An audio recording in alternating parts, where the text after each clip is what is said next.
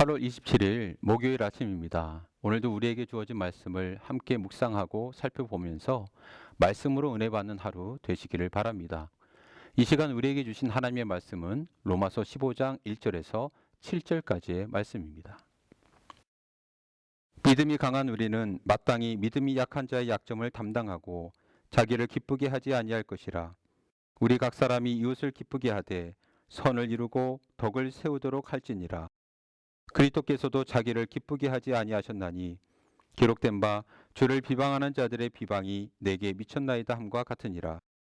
무엇이든지 전에 기록된 바는 우리의 교훈을 위하여 기록된 것이니 우리로 하여금 인내로 또는 성경의 위로로 소망을 가지게 함이니라.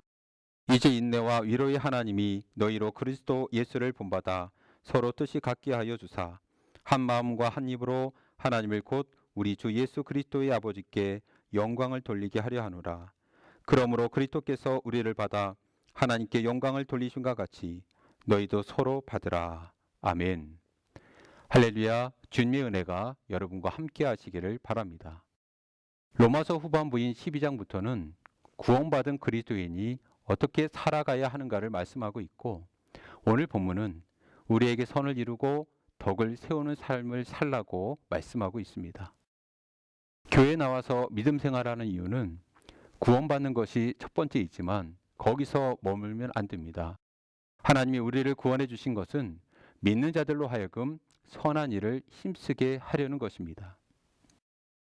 디도서 3장 8절에서는 하나님을 믿는 자들로 하여금 조심하여 선한 일을 힘쓰게 하려 함이라 말씀하고 있고, 웨스트민스터 신앙고백서 16장 2항은 하나님의 명령에 대한 순종으로 이루어진 선한 행위들은 살아있는 믿음의 열매요 그 증표다 분명하게 선언하고 있습니다. 그리고 이러한 선을 이루는 선한 행위는 우리가 가진 영광의 복음과 성도의 품위를 아름답게 장식하는 것입니다. 디모데전서 2장 9절에서 10절은 보석이나 진주로 단장하지 말고 선한 행위로 우리의 복음과 성도의 품위를 장식해야 함을 말하고 있습니다. 그러므로 오늘 말씀에서 바울은 선을 이루고 덕을 세우라고 힘주어 말씀하고 있는 것입니다. 그러면 어떻게 하면 선을 이루고 덕을 세울 수 있을까요? 오늘 본문의 1절과 2절의 말씀 보시겠습니다. 1절과 2절. 믿음이 강한 우리는 마땅히 믿음이 약한 자의 약점을 담당하고 자기를 기쁘게 하지 아니할 것이라. 우리 각 사람이 이웃을 기쁘게 하되 선을 이루고 덕을 세우도록 할지니라. 1절에는 자기를 기쁘게 하지 아니할 것이라. 그리고 2절은 이웃을 기쁘게 하되 선을 이루고 라고 되어 있는데, 이 말씀은 이웃을 기쁘게 하기 위해서 자신의 유익을 희생할 수 있어야 한다는 그런 말씀이죠. 우리가 잘 아는 고린도전서 13장의 사랑의 교훈 가운데 사랑은 자기의 유익을 구하지 아니하고 라고 말씀하고 있습니다. 우리가 이웃을 기쁘게 하고 이웃을 유익하게 하기 위해서는 자기 자신의 기쁨을 희생할 수 있어야 합니다. 그러면 우리들의 인간관계 속에서 누가 먼저 희생을 해야 할까요? 우리는 다른 사람들이 나를 위해서 희생해 주기를 바라지만 성경은 어떻게 말씀하고 있습니까? 1절의 말씀을 다시 보실까요? 1절. 믿음이 강한 우리는 마땅히 믿음이 약한 자의 약점을 담당하고 자기를 기쁘게 하지 아니할 것이라. 자신의 신앙이 강하다고 생각하는 사람이 신앙이 약한 사람을 위해서 양보하고 희생해야 한다는 말씀이죠. 이것은 우리 주님께서 보여주신 모본이었습니다. 저 하늘의 영광을 버리시고 이 땅에 오신 이유, 이 땅에 오셔서도 자기의 모든 것을 우리를 위해 버려주신 그 희생적인 삶의 이유는 저와 여러분을 위해서였습니다. 3절을 보실까요? 3절.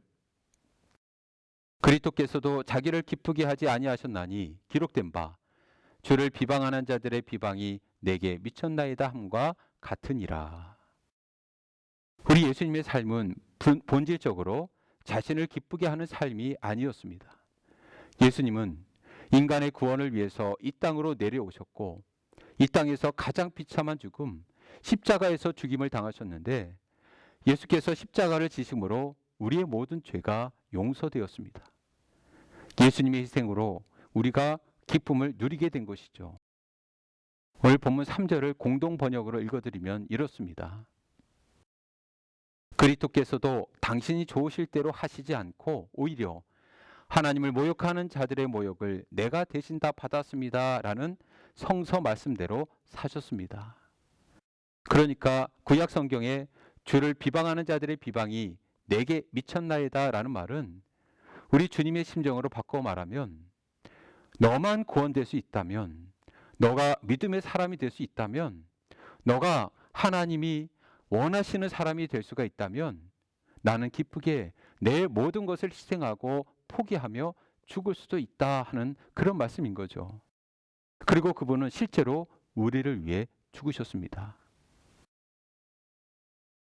우리는 우리 주변의 사람들을 바라보면서 우리 가운데 선을 이루고 덕을 세우기 위해서 얼마나 우리 자신을 희생하고 우리 자신의 유익을 희생하고 양보하면서 그렇게 살고 있는지요. 여러분, 자신의 유익을 희생함으로 이웃을 기쁘시게 하시기를 간절히 소원합니다. 또한 어떻게 하면 선을 이루고 덕을 세울 수 있을까요? 이어지는 본문 7절에서 서로 받음으로 선을 이루고 덕을 세우라 그렇게 말씀하고 있습니다. 교회는 병원과도 같죠. 병원은 아픈 사람들이 오는 곳입니다.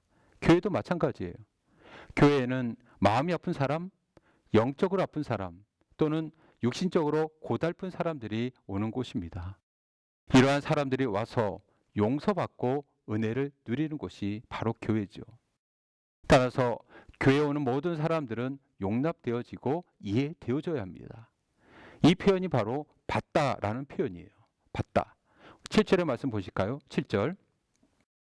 그러므로 그리스도께서 우리를 받아 하나님께 영광을 돌리신과 같이 너희도 서로 받으라. 그리스도께서 우리를 받아 너희도 서로 받으라. 내가 어떤 사람을 수용하기 어려움을 느낄 때마다 우리 주님은 어떻게 우리를 수용하셨는지 생각하시기를 바랍니다. 예수님은 형편없는 죄인인 우리를 받아주셨습니다. 도무지 용서받을 길 없는 흉악한 죄인이었고 죽어 마땅했고 지옥에 가야 할 처지였던 우리를, 저와 여러분을 받아주셨습니다. 마치 탕자를 받아주신 아버지처럼 우리를 받아주셨어요. 탕자가 먼 나라에서 재산을 다 탕진하고 돌아왔을 때 아버지는 먼저 뛰어나와서 아들을 끌어안고 아무 조건 없이 그를 받아주셨습니다. 그렇게 우리를 받아주셨다면, 그렇게 하나님께서 저와 여러분을 받아주셨다면 저와 여러분은 우리 주변의 이웃들을 어떻게 받아들이고 계십니까? 하덕규 작사 작곡의 가시나무란 그 노래의 가사가 이렇습니다. 내 속에 내가 너무도 많아 당신이 쉴 곳 없네. 내 속에 헛된 바람들로 당신은 편할 곳 없었네. 바람만 불면 그 메마른 가지 서로 부딪히며 울어대고 쉴 곳을 찾아 지쳐 날아온 어린 새들도 가시에 찔려 날아가고.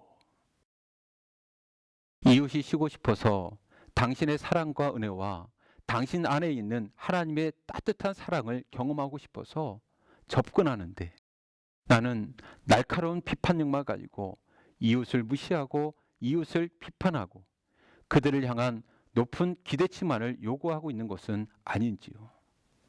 우리 예수님은 나의 부족함과 연약함에도 나를 그렇게 받아주셨는데 만일 우리가 어떤 사람과 잘 지내지 못한다면 왜 그럴까요? 예수님은 자신을 기쁘시게 하지 않고 다른 사람을 기쁘시게 하는, 다른 사람을 기쁘게 하는 그런 삶을 사셨습니다. 우리도 나보다는 남을 기쁘게 하는 그런 삶을 살게 되면 이를 통해서 선이 이루어지고 덕이 세워지는 줄로 믿습니다. 또한 예수님은 도무지 용서받을 수 없는 우리를 용서해 주시고 우리를 받아주셨습니다. 아무 조건 없이 우리를 위해서 십자가를 지셨죠. 이러한 용서를 그리고 이러한 사랑과 은혜를 우리가 받았습니다. 따라서 우리가 서로 용납하는 삶을 살게 되면, 서로 받게 되는 그런 삶을 살게 되면 이를 통해서 선이 이루어지고 덕이 세워질 줄로 믿습니다. 더욱이 코로나19로 인하여서 사회적 거리두기 2단계로 강화됨에 따라서 불안과 불신과 또 이기주의가 팽배해지고 있는 이때에 바로 여러분을 통해서 선이 이루어지고 덕이 세워지기를 소원합니다. 그리하여 이 사회가 좀 더 밝고 희망찬 사회가 되기를 간절히 소망합니다. 오늘 하루도 행복한 하루 되십시오.